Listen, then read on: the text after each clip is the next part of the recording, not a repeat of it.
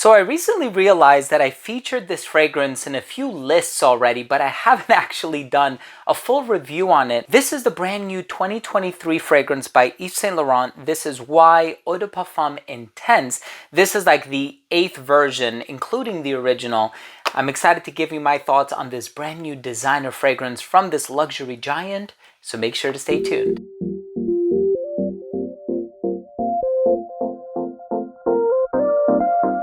Now, before I begin today's episode and I give you my thoughts on the brand new Yves Saint Laurent Y Eau de Parfum Intense, I'll tell you everything I know about the smell, the performance, the longevity, my experience with it, how it evolved on my skin, comparisons to other very popular fragrances, so on and so forth. I do want to start things off, however, by saying that if you're a fan of fragrance-related content, please do consider supporting the channel by subscribing to it. Hit the bell icon so you can be notified whenever I do upload future videos to the channel. And of course, give this video a thumbs up if you enjoyed it, or if you took something of value from today's episode. It would really mean a lot to me. Now, this fragrance was composed by Dominique Ropion, one of the biggest perfumers out there, has done so many incredible fragrances from many other fragrances by Yves Saint Laurent. He's also done Alien by Thierry Mugler. It's just a really impressive resume. Well, here we have a fragrance that has lavender, geranium, clary sage, ginger. It has some warmth in the dry down. It's not listed as an ingredient, but I do get tonka bean. In terms of the ingredients, there's patchouli, vetiver. Gives the impression that it's going to be kind of a green fragrance. This is probably the most complimented release of 2023. If you're looking to just get really positive attention, smell good everywhere you go, get compliments up the wazoo, this fragrance I think is going to do that for you. I'm excited to talk to you about the smell. Let's go ahead and start things off with a quick look at the presentation.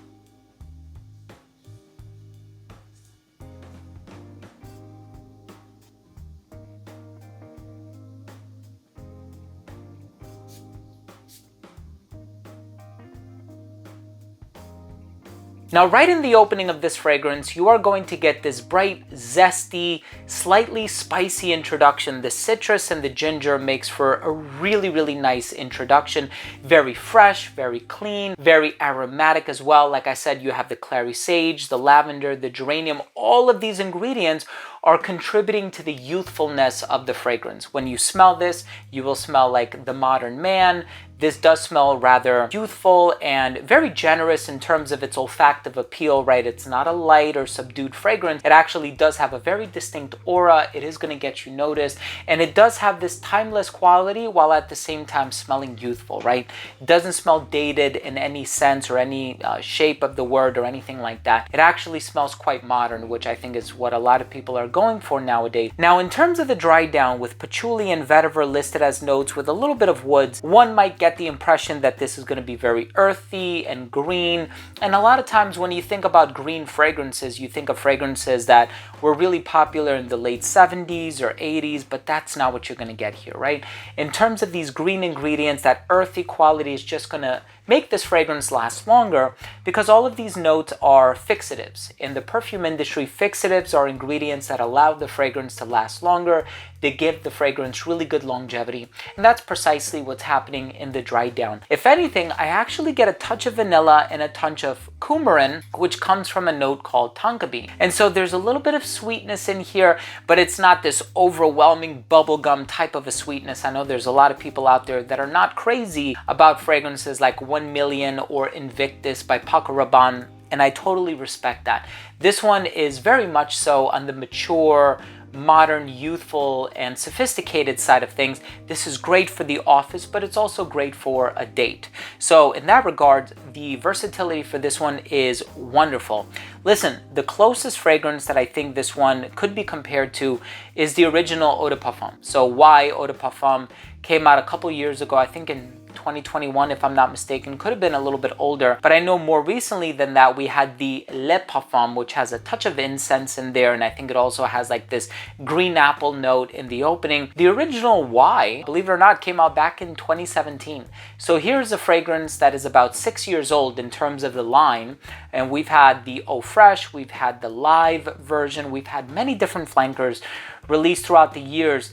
This is one that is so easy to wear, so easy to pull off, super high compliment factor, great for dates, great for the office, great for a casual and formal scenario. And I think this is a solid addition to the Yves Saint Laurent Y catalog of releases. I think it was a bit of an expected release. So I think that in terms of a lot of these designer brands releasing like the Eau de Toilette first, and then the Eau de Parfum, then the Eau de Parfum Intense, and then the Lip Parfum, then the Elixir, then the Pure Parfum, and this and that and this and that. There's a lack of originality, and everybody is following the trends. At the end of the day, as they say, labels are for canned goods, right? So I'm trying to not think about the label too much. I'm trying to just think about the smell. How does it smell? And I think this one might not have the diffusiveness of the original, the Eau de Toilette, but I think this one does have a certain charisma about it that is easy to love, easy to get along with, and it has a certain density about it, and it has a certain conspicuousness that you're gonna love. Try this one out. This is one of the best releases on the designer side of things for 2023, hands down. There's no debate there. I hope you have the opportunity to try this one soon. I purchased my bottle straight from Macy's. I paid full retail. No regrets. I've been wearing it to work a lot. I've also shared it with a few of my students. I'm going to shout them out, Caleb and Gabriel. They both love it. And they always tell me, when are you going to bring in the Yves Saint Laurent fragrance? At least Gabriel asked me that. So quick shout out there. Wonderful fragrance. Check it out if you can. Let's go ahead and finish things off with my overall assessment. Now, first up, in terms of the uniqueness and the overall smell, I mean, it is a flanker, and what you would expect from a flanker, it does smell quite similar to its predecessors, but the overall smell is a huge compliment getter. High mass appeal, very easy to wear, easy to pull off. Longevity is about 8 hours on my skin, which Eau de Parfum Intense, with that designation, you expect it to perform pretty well.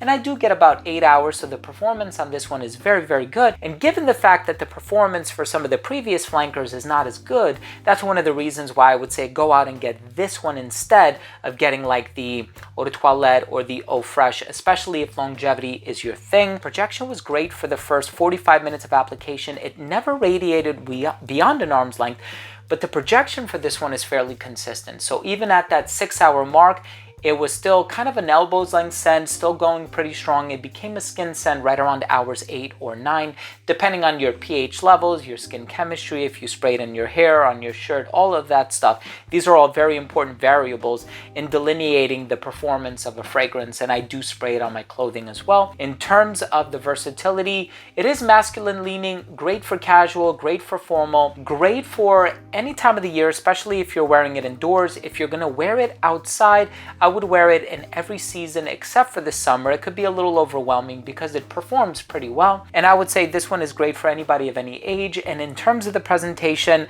the name is a bit forgettable, and all of these flankers can get kind of confusing. And I do forget among all these different brands ranging from Dolce & Gabbana to Chanel to Paco Rabanne, and they all have these flankers with similar titles.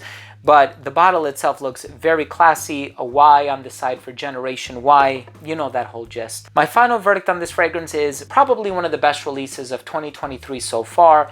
Super high compliment factor, great performance, and this is a fragrance with mass appeal that I think is going to cater to a lot of people's interests. See if you can get your nose on it the next time you're in a major department store that carries this fragrance, and I hope you can come to a determination for yourself. Don't just listen to what I have to say. Always be your own judge, trust your own nose, sample first. Thank you so much for watching. Love you guys. If you took something of value from today's episode, please do consider supporting the channel by subscribing to it. Hit the bell and give this video a thumbs up. Thanks again for watching, and we'll see you guys tomorrow. Bye.